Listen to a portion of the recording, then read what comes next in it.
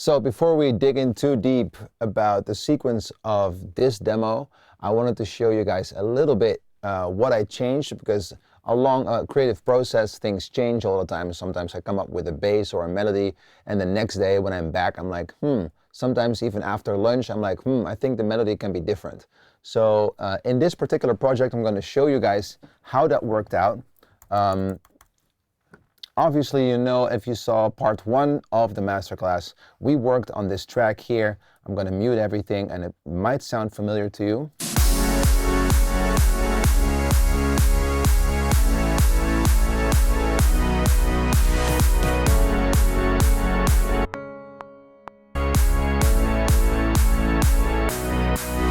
Because that is the basic and the basics of our demo. Let me unmute this.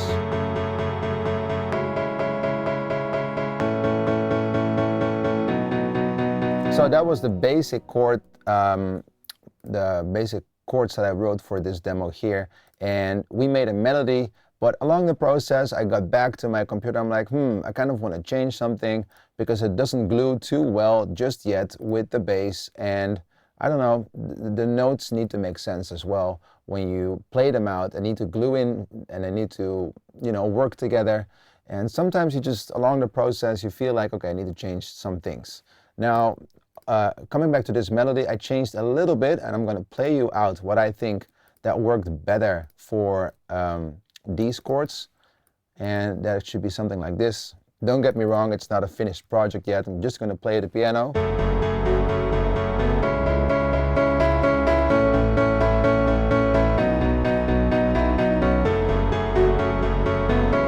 Okay, so I thought that was a good start.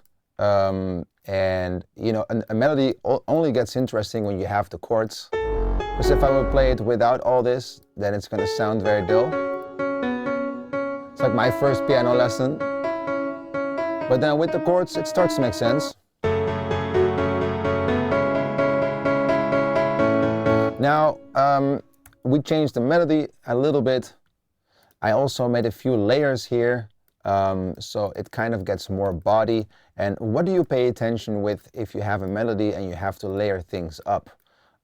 Because you want to get that nice thick and fat sound that sounds epic on festivals or in clubs where you have a lot of reverb going on, and it needs to sound huge. If you just have this melody without anything on it, it's not going to be big enough.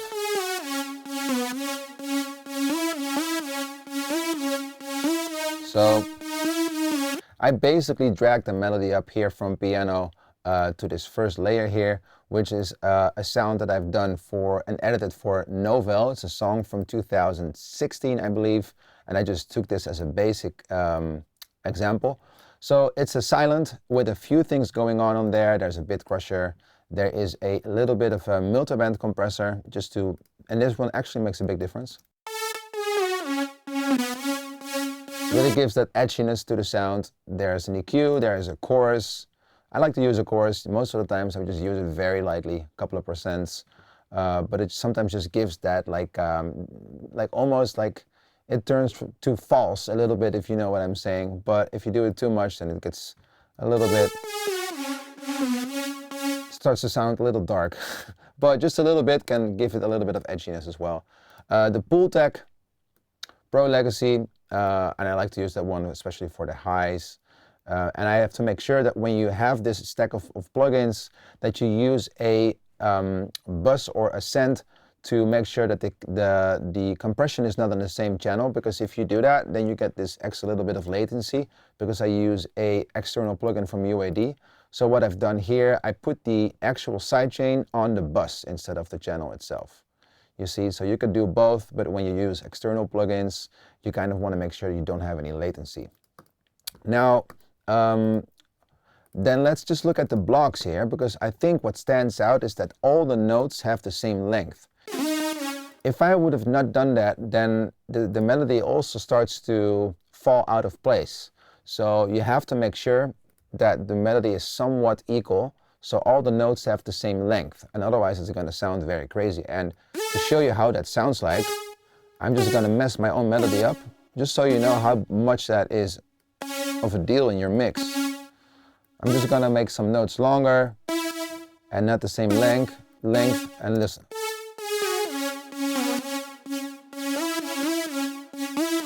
As you can hear, it kind of gets like, it's out of groove and it feels out of sync. So it's very important that you make sure that the notes have almost the same length, and unless there's a really good reason to not do so. But in my honest opinion, I think there's only a very few situations where you wouldn't want to do that. For example, with more experimental tracks or maybe a different genre, you know, there's a few exceptions, obviously. Now, what is the easiest way to do that? What I always do is I would hit like Command A, so all the notes get selected. You click E, and then you have this nice little event controller on your right side, and you hold Option and Shift, and you can drag these notes along, and they will eventually all listen and have the same length when you click one of these numbers here. So you can drag it up and actually drag it down depending on how long you want it. Now, sometimes a good solution could also be force legato, and then, you know, they fill up the gaps, but I kind of don't want that because then it's going to have a different feel to it. I'm going to show you how it works. Then the notes get too long, and then it's very hard to, you know, defer the notes from each other. So I like, now it's more like steppy. So, okay, we changed the melody. Before we dig in too much, I kind of want to show you some examples of how arrangement matters before we go into the layering and the stacking of this particular sound.